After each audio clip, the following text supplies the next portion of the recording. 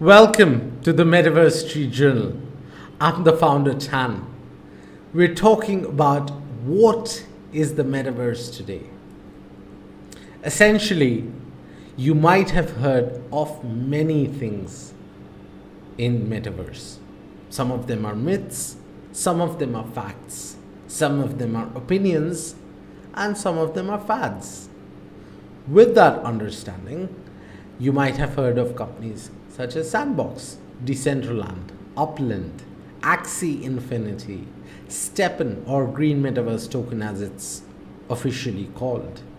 You might have heard of Bored Ape Yacht Club Metaverse. Many of these are trying to create something of value. So let's begin and talk about what is Metaverse. Now, let me give you a basic definition of Metaverse. Metaverse is essentially a network of 3D virtual worlds that are focused on social connection. So, in understanding Metaverse, and Metaverse is essentially a subset of Web3. So, what is Web3? That is a good question you ask. In order to understand what Web3 is, we must first understand what Web 1 and Web 2 is. And then we can understand Web 3, and then we can understand what Metaverse is. So, let me begin by talking about Web 1. Web 1 is essentially the earliest version of the internet. You can imagine text being there, and it's primarily text on the websites. It's HTML websites. In today's day and age, the poster child for a Web 1 website is Berkshire Hathaway, and you are correct. That is Warren Buffett's website, berkshirehathaway.com. You can alternatively go on Google and type Berkshire Hathaway as well and have a look at that. Now, moving on, Web 2 versions of websites are flat 2D websites that exist in today. Most of them have either photos and pictures or videos.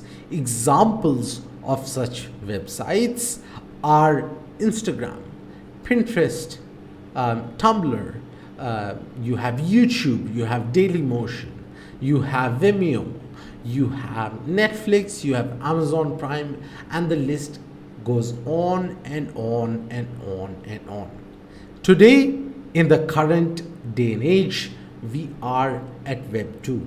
We are not in Web 3.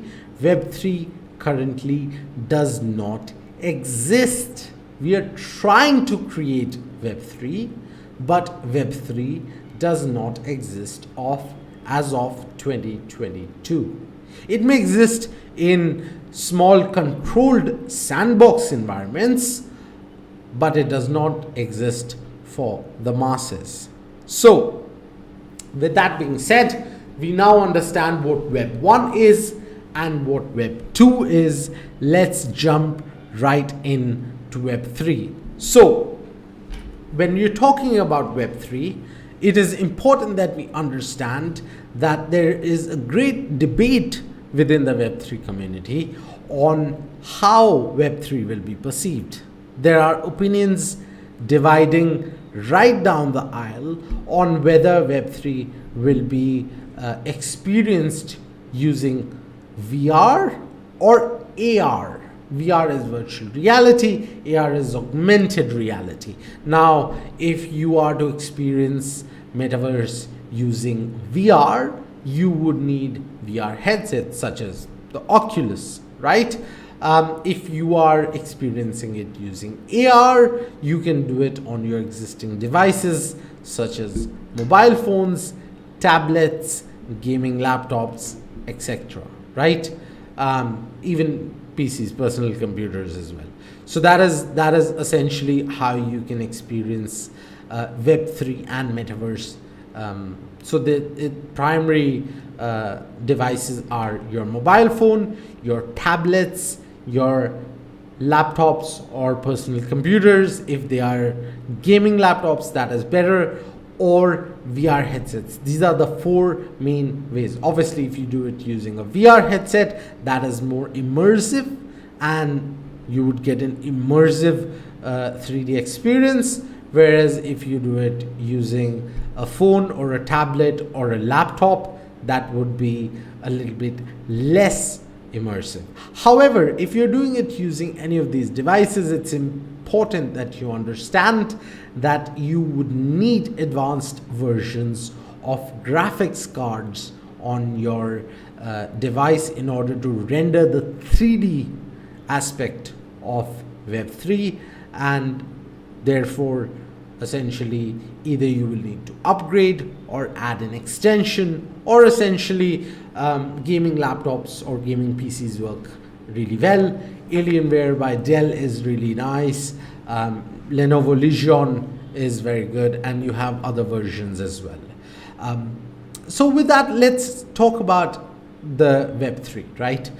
Essentially, how are you going to perceive Web3? What is going to happen, right? So let's resume a metaverse. Let's take an example of Amazon. So you walk in a Web3 environment, your avatar is going to walk into an Amazon store where you are, let's presume, looking at some some clothing, right? And because of something called true to fit, in which a camera takes your true to fit measurement, and obviously you'll have to scan your body regularly so that your measurements are up to date. But essentially what that will do is that will help the apparel industry in reducing returns. And as we all know, returns are one of the highest contributor to carbon emissions within the e-commerce marketplace. And of course, Web3 being there would aid in that, right? So if you go on Amazon, your avatar will just look at the clothes that you want to buy. The true to fit mechanism will know exactly if it will fit you or not, and once that is completed, you can make the purchase. When the item comes to you, it'll fit you perfectly. Now, moving on to another use case is the phygital version of Web3. So in a phygital use case, imagine you go to a physical store. Let's talk about Adidas. Everyone knows Adidas is in the metaverse, right? It's all over the news. We all know that Adidas is in the metaverse. And let's presume you go to an Adidas store. You buy one of the Adidas shoes, which essentially gives you the ability to procure a digital twin of the product that you have procured. So you buy a shoe, that shoe has a digital twin, which is an NFT, and because you have bought that shoe, you scan and you get that NFT, essentially, which is something of an asset, right? Now, if that is a rare shoe, sneaker market is a big market. If that is a rare shoe, obviously the value could go up, but essentially, if not, you have something that your avatar can wear and use, right? So that is definitely there. Adidas is clearly making headwinds in that, and you have the phygital version with a digital complement to it and having a digital twin. Finally, let's talk about another use case that exists, which is the ticketing NFT. So this is one of the most important use cases that is there, and it is intriguing to us at the Metaverse Street Journal how this has not happened yet.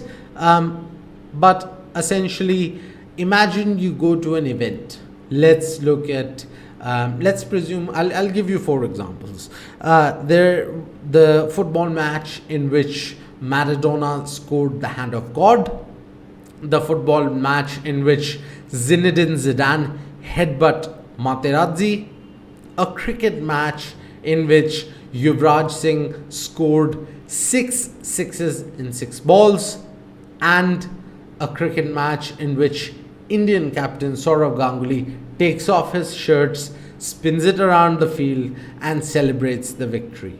These are all four iconic sports events that occurred historically. Now, imagine you attended these events, and because obviously you bought the ticket was an NFT, and you had that on your wallet or whatever software you have. Off the back, there are limited number of tickets per stadium, per event, right? So what happens here is that you have, let's presume, 1,000 ticket of this event, right? And something iconic happens in this event. Now you not only own the ticket to this event, not only have you seen this live, but you have something of value. You have an asset. This ticket essentially now commemorates a historical event. This is no different to collecting rare baseball cards. When you bought it, it wasn't rare because of external circumstances, because of an underlying event that occurred. Your NFT, the NFT ticket that you have, has now become into a rare NFT, and you have access to it. So within the ticketing industry, this is definitely something that is going to add value. And of course, as we talked about 3 examples: fashion, phygital, and ticketing NFT. There are a lot of more examples, but with that being said, essentially that gives you a brief of what Web3 is. So we know about Web 1, we know about Web 2, and we know about Web 3. Metaverse is essentially an aspect of Web 3. Metaverse is a part of Web 3. It is a subsection of Web 3, and that is what Metaverse is. Metaverse is built using blockchains and NFTs. Because of this, most things in the Metaverse have true ownership. Because obviously it is built on NFTs, most of those give you true ownership. Now there are various kinds of metaverses. You would have heard of Sandbox, Decentraland, Axie Infinity, Upland, Steppen, or the Green Metaverse. Token, you would have heard of Star Atlas, you would have heard of Gala Games, you would have heard of Bored Ape Yacht Club Metaverse. These are all metaverses that exist and essentially are important to the ecosystem. There are various kinds of metaverses: centralized, decentralized. There are closed metaverses, there are open metaverses. There's something called metaverse land, and then you have to buy the metaverse land, and that gives you more questions as to why you need the metaverse land. What is the benefit of metaverse land? Why would you want to own a metaverse land? Do you need to own it, or do you rent it, or what do you do? Why does it exist, and why should you care? These are all good questions, and they deserve clear answers. There is an underlying question as to which metaverse will survive, and not only survive, which metaverse will thrive. These are all good questions, and they deserve clear answers. So, with the understanding that we're now going to talk about metaverse land, what is metaverse land? Should you buy metaverse land or create your own metaverse? What is centralized metaverse versus decentralized metaverse? What is closed metaverse versus open metaverse? What metaverse will survive and thrive? These are all questions that we're going to answer once we come back from a short commercial break. Thank you for listening to us, and we're just going to take a small break and be back in a jiffy.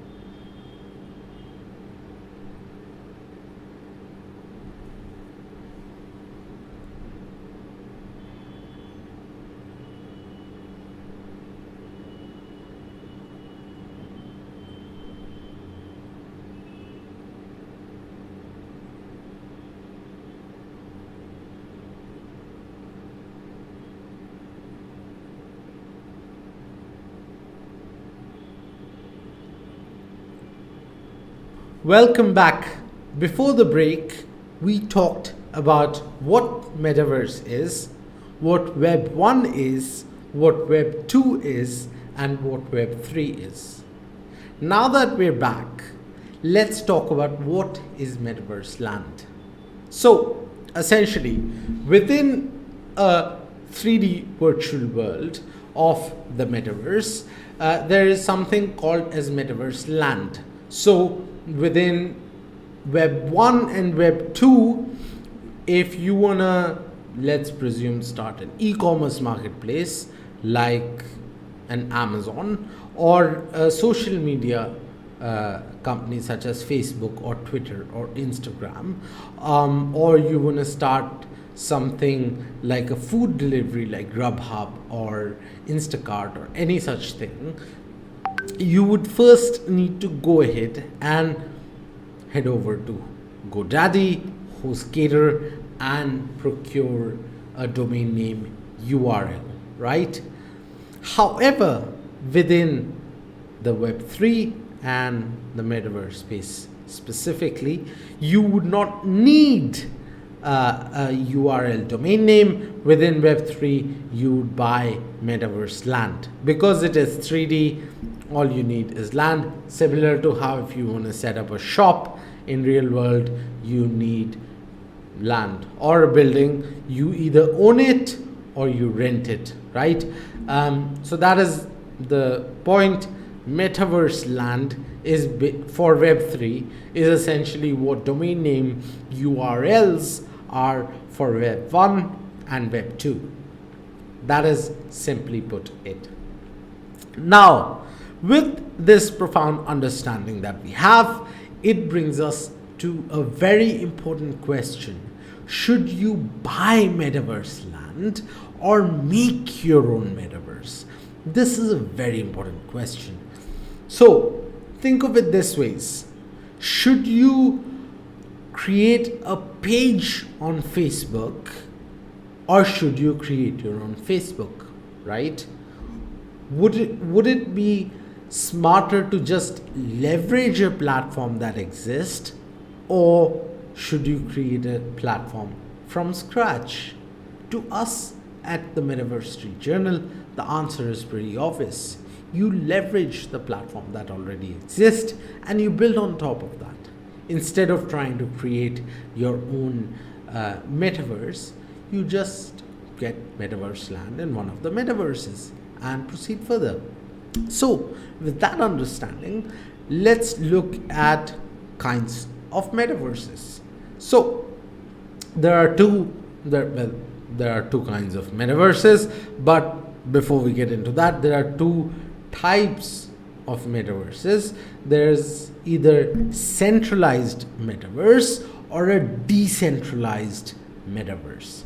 I'll give you a few examples. So, Facebook's metaverse, the Meta and Horizon, what Facebook is building, is a centralized metaverse. The metaverse that Microsoft is building is also a centralized metaverse. Within one of the big open metaverses, one of the centralized metaverse is called Upland that exists. There are other metaverses, but let's move on to decentralized metaverses. So a few examples are Sandbox, Decentraland, Axie Infinity, Gala Games, Star Atlas, Bored Ape Yacht Club. These are all examples of decentralized metaverses. So let's now move on to the two major types of metaverses. There are closed metaverses and then there are open metaverses. These are very important because they form the basis of what metaverse is, right? So when you're looking at a closed metaverse, essentially your Horizon by Facebook or Meta, whatever you like to call it, would be an example of a closed metaverse. An example of another closed metaverse would be Microsoft's metaverse, right? Essentially, a closed metaverse is a metaverse in which the creators benefit, the founders, the company behind it benefits, but most of the stakeholders don't have a skin in the game. They do not benefit from the platform going up. They don't have any land that they can call their own. If Horizon becomes popular, Facebook makes a lot of money, but the people that are spending their time in there, they do not make any money, and that is very important. Similarly, if you are looking at an open metaverse, now there are quite a lot of examples of open metaverses, right? You have Upland, you have Sandbox, you have Axie Infinity, Decentraland, etc., etc., etc. Open and closed metaverses, both of them, can be centralized or decentralized, right? So a closed metaverse could be a decentralized. A closed metaverse could be a decentralized metaverse or a centralized metaverse. Similarly, an open metaverse could be a centralized metaverse or a decentralized metaverse. The prime example of this is Upland Metaverse, uplandme.inc. They are an example of centralized yet open metaverse. So that is essentially there. They allow the main difference between a closed and an open metaverse is that an open metaverse allows its users to benefit in the upside as the platforms become profitable, as the platform becomes more popular, as the platform becomes more profitable. Not only do the founders and the developers and the team benefit, but also the community behind it, and the community is allowed to sort of get a stake within that platform by buying the metaverse land.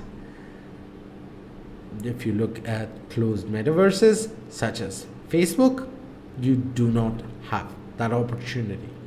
So now that we understand centralized and decentralized metaverses and closed and open metaverses, it begs the question that where do you go from there, right? There are a lot of use cases that can come out of it, but which metaverse will survive? That's the main question, right? Which metaverse will survive? So in answering that question, what you need to understand is there are underlying. So before we go there, essentially, if you're asking which metaverse will survive, and not only survive but thrive as well, that brings up a lot of questions, right? If we were to go back in .com bubble, right? If we go to 1999 or 2000 and ask, while Amazon is there, while all the other competitors are there, pets.com is there, and a lot of other platforms are there, when Web 1 is being built, right? And we ask, hey, which of these startups is going to succeed? Would you have been able to answer that question? Our assumption is you would not have been able to answer that question, because your guess is as good as mine. No one knows which metaverse is going to succeed and which metaverse is not going to succeed. Which metaverse will not only survive but thrive, and which metaverse will be taken to the cleaners, right? No one knows who's going to end up bankrupt or who's going to become a unicorn metaverse. No one knows that. I don't know that. We at Metaverse Street Journal do not claim to know that. And I think most of the folks within the industry will acknowledge that we cannot predict right now. We're essentially at such a nascent stage within the Metaverse sector and the Metaverse industry that it is impossible for one to sort of pinpoint and say this metaverse will succeed and that metaverse will not succeed. It is not possible at the moment. However, with that being said, there are a few things that we can do and we must do, right? So if we are looking at certain metaverses, what we can definitely do is analyze them. We can look at them from various angles, right? What does a metaverse do? What is the utility? What is the community? What are the community saying? What are the community doing? How many people use it? In any tech platform, the only thing that differentiates a winner and someone who's not a winner, mostly, especially within digital only platforms, is daily active users. So how many people use your platform regularly, right? That is what differentiates a winner from someone who's not a winner. Daily active users, right? So if we're gonna understand this from a standpoint of daily active users, and obviously if you have a good metaverse platform, you would have a lot of daily active users, which will propel your growth, which will make you even bigger. That is how most platforms work. You look at Facebook, that's how Facebook did it. You look at Twitter, that's how Twitter did it. You look at Google, you look at YouTube, you look at Instagram. Your daily active users are your holy grail, right? So in understanding that, it is important that we understand how are we going to evaluate this metaverse, right? So there are a few things that underpin successful platforms, or well, successful metaverses from unsuccessful metaverses. And we looked at a few of such platforms, and we came out with 5 differentiating factors that we have noticed which separate a metaverse that is succeeding from a metaverse that is not succeeding, right? And essentially these are the underlying factors that determine the success of a metaverse versus a metaverse that is not going to be successful. In addition to that, we at the Metaverse Street Journal reached out to Professor Tommaso Di Bartolo of University of California, Berkeley. Professor Bartolo is a faculty at the blockchain startup and decentralized app development department within University of Berkeley. University of California, Berkeley, I'm so sorry. Professor Bartolo had quite a lot of insightful knowledge for us that he shared, and as we get into this, we would be sharing these with you and diving deep into it.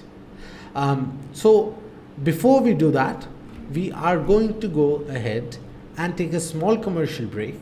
However, we will be back from this break, and when we're back, we're going to talk about the underlying factors for the success of a metaverse, and then we're going to discuss what conversation we had with Professor Bartolo and what he told us in terms of how to perceive metaverse, how to look at metaverse, and essentially where the metaverse industry is going. He had some really great insights on the industry as a whole, but metaverse specifically, and how commercial activity in the metaverse is going to shape the future. With saying that, it is very important that we understand that we are repeating it again and again and again, that metaverse does not exist in 2022, and even if it does, it is in such controlled environments that it does not exist for the masses. However, what is being built right now is going to bear fruits in the next 5 to 7 years. So with that knowledge, I'm going to take a small commercial break, and we'll be back. When we're back, we're going to talk about the underlying factors for the success of a metaverse and the conversation we had with Professor Bartolo. Thank you very much. Stay tuned.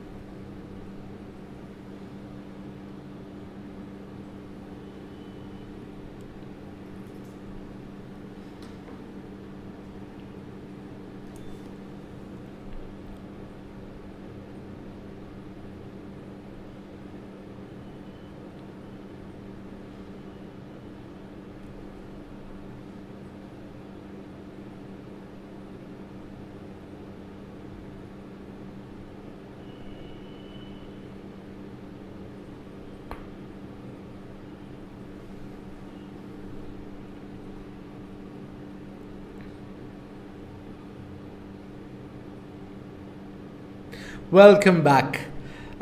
Before we went on the commercial break, we talked about what Metaverse land is.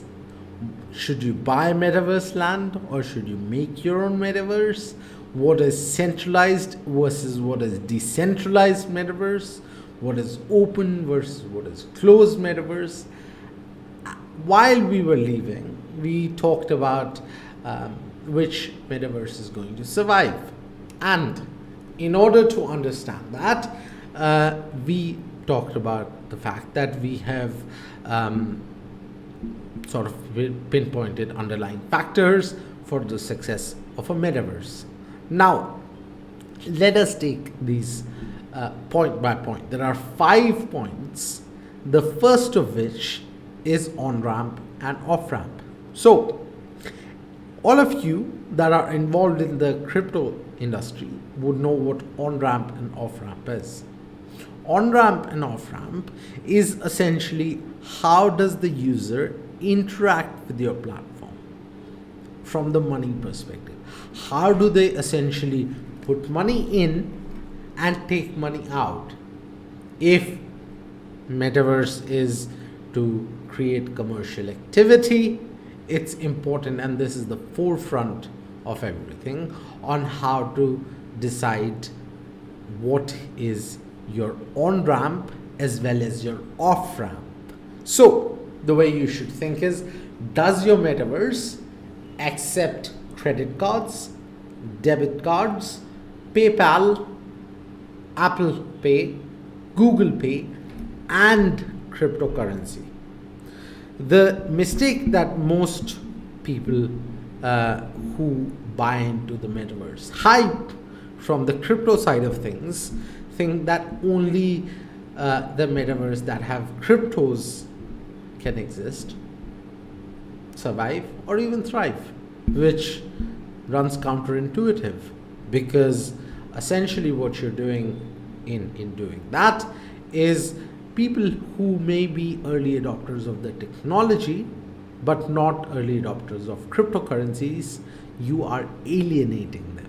You are alienating them and you are pushing them away. So those folks essentially are not coming back. You are essentially saying you don't need them. By adding traditional fiat methods of not only putting money in but taking money out, you are then saying that, okay, early adopters, even if you do not believe in crypto, you can participate in the metaverse, right? Which is an understandable standpoint and should be the base case, because not everyone has to believe in cryptocurrencies. The speculative part of cryptocurrencies, buying and selling, and the price discovery of that, in order to participate in the metaverse, which is the technology part of it, the Web3 part of it. The second point that we would talk in sort of the success of a metaverse is the land finite, and how can you be sure? So if you look at Axie Infinity, Sandbox, Decentraland, Gala Games, essentially they have limited land right now, but there is no guarantee that they will always maintain that limited land, right? So for instance, if I look at cryptocurrencies, the difference between Bitcoin and a shit coin is that Bitcoin will always have limited amount of coins that will ever be there, that will ever be minted, right? Whereas if you look at shit coins, they have trillions, sometimes gazillions of tokens that are available, right? So if we take this underlying factor of limited land, let's look at the metaverses that have that. Yes, most of them have limited land right now, but you look at Sandbox, Decentraland, Axie Infinity, you look at Gala Games, none of them have any assurity that the land is going to be finite. Now let's look at something called upland. Upland is mapped to the real world. Yes, they may have a lot of land that is still available, but it is still limited. It is limited because every land you're buying has a corresponding real life property in real life world. So upland has finite land that can ever be minted. On top of that, let's take away a few of the land that will never be minted, because frankly some of the countries America has sanctioned, and those countries I highly doubt will ever open. Those countries include Iran, Venezuela, Cuba, and now in 2022 Russia, and a few other countries. But these countries will not ever be minted, and so you can deduct that supply as well. The third point that is very important in sort of understanding the success of a metaverse is, will the land cost be affordable? So let's look at this from a pragmatic approach. Let's look at the top 5 metaverses. Upland, Sandbox. Actually, in fact, let's not look at Upland first. Let's look at the decentralized metaverses. Let's look at Sandbox. Let's look at Decentraland, Axie Infinity, Gala, and these are the 4 of the decentralized metaverses that we should look at. Within these 4, the cheapest land that one could find would be with Axie Infinity at $13,000. Now, on the other hand, let's look at something like an Upland. In Upland, the cheapest land that one could procure is $5. Do you see the difference? $13,000, $5. $13,000, $5. Do I need to be more specific? When you're looking at the 4th underlying factor that is going to be the factor of success of a metaverse is, will a new player at least get one land? If you're looking at Sandbox, Decentraland, Axie Infinity, I doubt highly that a new player could get a land, unless you're going to fork out $13,000, which then brings us to our 5th and final point. Is this metaverse being built for the middle class of the world? Now, this is very important because often enough, I think people try to focus on the middle class in Europe or North America, which happens to be more richer than the middle class in, say, Asia or Africa or South America, right? So if we are to build a platform which gets the masses, as we talked about earlier on, we need daily active users and we need a lot of people on board to make this platform a mainstream unicorn. If that is the aim, it has to be with the participation of the world. It cannot be with the participation of only developed economies. We have to take on board emerging economies and frontier economies, which includes Asia, it includes Africa, it includes South America, it includes Oceania, it includes all of those as well. So, when you look at these 5 things, on-ramp, off-ramp, land, whether the land is finite or not, land cost affordability, will a new player be able to buy at least one land, and is the metaverse built for the middle class? Those are the 5 checklists that I would go through in order to decide which metaverse is going to succeed and which metaverse is not going to succeed.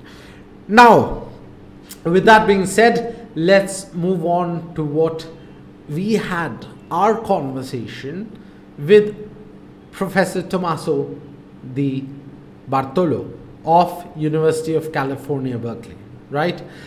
Professor Tommaso Di Bartolo is a faculty at the blockchain startup and decentralized app development department. Professor Bartolo had a detailed conversation with us. What I'm going to now go ahead and do is I'm going to read out what Professor Bartolo told to us. Here it is. As long as we're treating the metaverse as a place where we need to log in to participate, we're looking at it from the wrong perspective.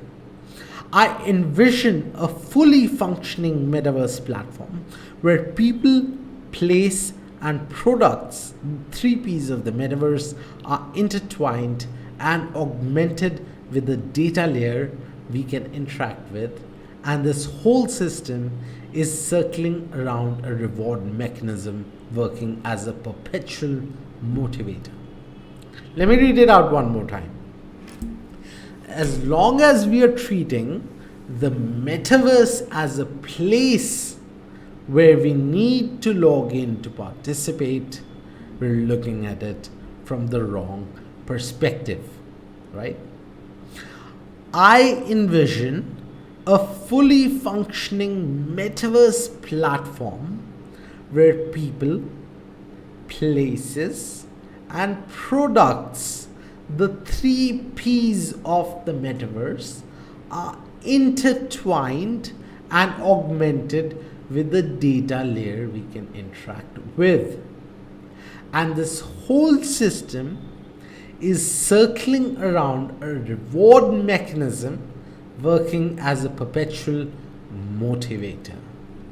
So, with that being said, I think that clarifies the commercial aspect of the metaverse and how not only the metaverse is going to monetize itself, but even the folks that are buying the metaverse land, how they're going to make money with it, right?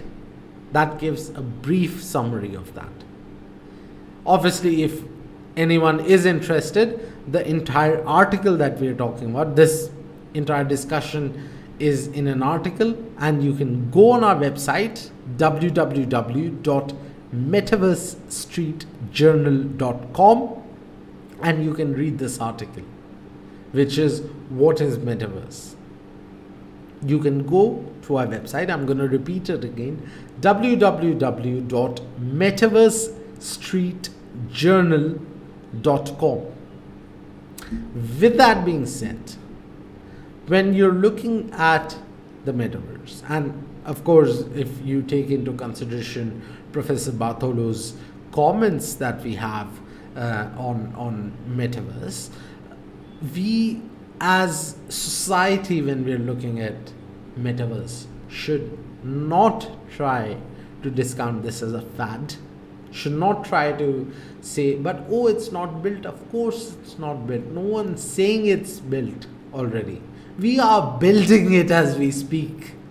In 2022, we are putting the foundation of metaverse. It's not, we haven't even dug the hole, we haven't even put the first brick to create the metaverse. That is how nascent we are, but we're building the metaverse. And we're even more so enthusiastic because for anyone who's followed Professor Bartolo, he's written a book, Navigating the Metaverse, with Kathy Hackle, Dirk Lueth, John, and Yatsu. That is something that you should definitely read into. But with that being said, you be the arbiter of truth, our viewers of the Metaverse Street Journal. With that, I would like to take your leave. Thank you very much, and I will see you again shortly. Thank you for watching us, and thank you for your time. Thank you very much.